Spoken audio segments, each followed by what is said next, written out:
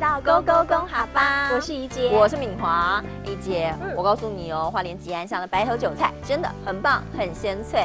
而当地的客家人呢，也很喜欢用白头韭菜来做料理，因为浓厚色哦。而说到了韭菜，就是快菜，快菜呀，就是韭菜哦。那么花莲吉安的快菜之所以这么有名，因为它是用奇来山的山泉水去灌溉了。那么有了好的水质，当然就会有鲜甜的蔬果喽。我们刚刚提到用山泉水来灌溉，泉水就叫做浅水。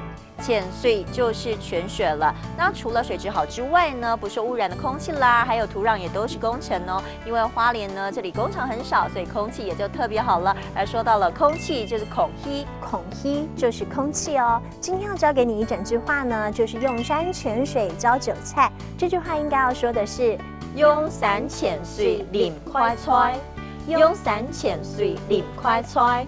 今天勾勾公哈巴带您快来品尝白头韭菜。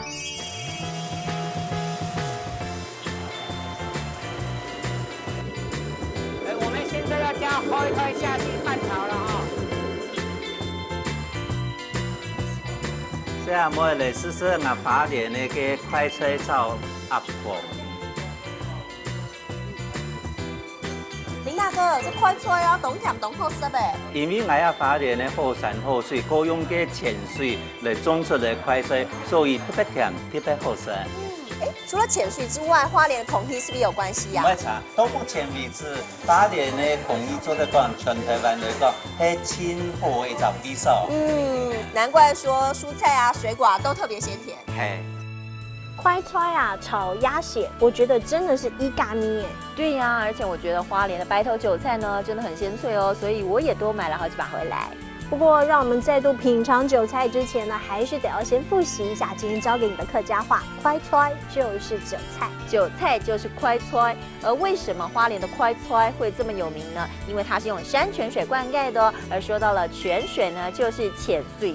浅水就是泉水的意思哦。那么除了有好的水质之外，也必须要有不受污染的空气，空气就叫做空气，空气就是空气了，没错。